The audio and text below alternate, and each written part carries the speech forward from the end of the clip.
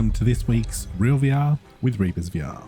This week, I'm going over Indiana Jones and the Great Circle. As usual, I've added timestamps to the video so you can skip straight to the installation and settings. However, this is a relatively short video, so I do appreciate anyone who watches through to the end.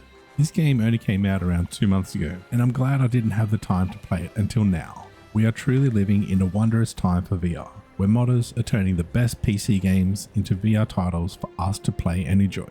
It took me a little longer to set up compared to other real VR titles, which I go over in detail a bit later in the video. But once I had my settings dialed in perfectly for optimal quality and performance, the game ran nearly flawlessly and looks absolutely amazing. And I emphasize nearly, because occasionally the game doesn't want to load into VR. It just opens and crashes when trying to load it through virtual desktop when using either my touch controllers or Xbox controller, but when switching to keyboard and mouse the game decides to work and load. And there's no reason I can think of as to why it has been doing this. It's been random, sometimes it works and sometimes it doesn't. So who knows, but keep that in mind if you experience any issues loading the game. Maybe it's something Luke will fix in future updates, and hopefully you won't even encounter this issue at all. But if you do get this issue, it may ask you to load in safe mode. Do not load it in safe mode, just close it and try loading it again normally. This game in VR really gets you up close and personal in the world of Indiana Jones, and you really feel it when you initiate close combat because it is indeed extremely close combat. But it feels amazing smashing Nazis in the face with a sledgehammer. I don't think there's anything more satisfying. Apart from the loading issues, the only other issue I have with the game is the cutscenes. While in most instances the cutscenes look amazing, allowing you to pan around and see everything else around you. They don't snap into place when it changes camera angle, so you'll often miss certain things here and there, as you could be looking straight when the camera changes to a top-down view. And by the time you find where the camera is looking, the camera changes again to another scene or view. So if you can overcome the loading issues and deal with the not so optimal cutscenes, you will find this game amazing in VR, and it's a great addition to the real VR family. Before doing anything, you need to have the following settings applied before installing or opening the game in VR. These are all listed in the Patreon post for Indiana Jones if you need to refer to them. So load up the game and go straight to options. Select the controller tab and turn off aim assist. Then go to the video tab and change the display mode to windowed, and make sure the other options are as displayed. Then set the picture framing to full screen and the field of view to 110. Turn off vertical sync and open edit brightness and HDR, and make sure HDR is turned off. Then go back and turn off motion blur, chromatic aberration, depth of field, and depth of field anti-aliasing. Also make sure ray tracing and DLSS frame generation is off. And if you have a NVIDIA GPU, change upscaling to DLSS and switch your super resolution to your preferred setting. I'm using an RTX 4090, so I always set this to quality, but you can set it however you want according to your GPU. And lastly, open the accessibility tab and make sure camera stabilization is turned on and screen shake are turned off. Luke recommends these settings if you're experiencing any motion sickness, so you can experiment with these two settings as much as you want.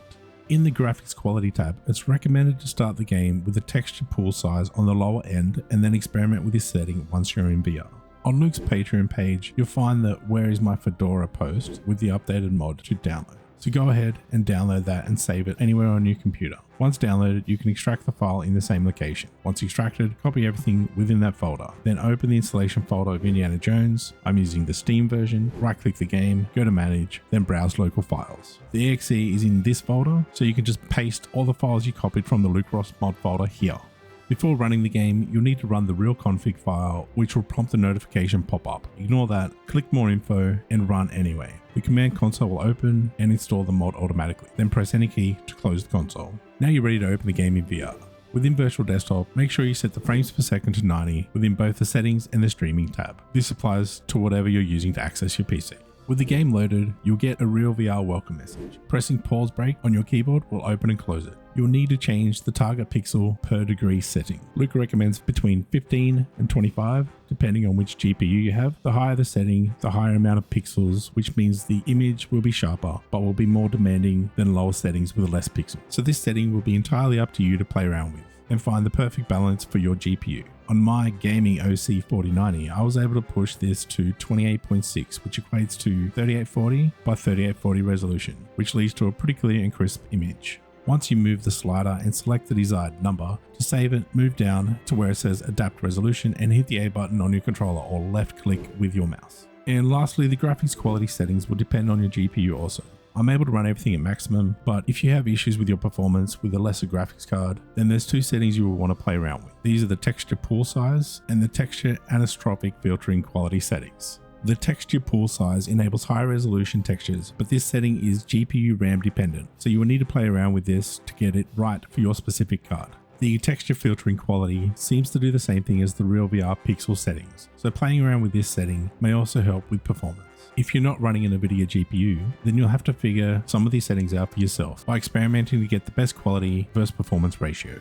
There are also some mods on Nexus that will optimize the game for you depending on if you want maximum quality or performance. I haven't used them as I didn't run into any issues with performance, but if you're still experiencing issues after playing around with the settings I've mentioned, then I would recommend checking out these mods. I'll add links to them in the description. The settings for this game needed the most tweaking so far out of all the games I've tested, but it's worth a little extra setup to experience this game in VR. I'll be continuing with another game compatible with the RealVR mod next week. And if you want me to cover a specific game from this list, leave a comment below. But I do plan on covering all the games that are compatible eventually. Until next time, happy gaming. All right, pal. You can't sleep here.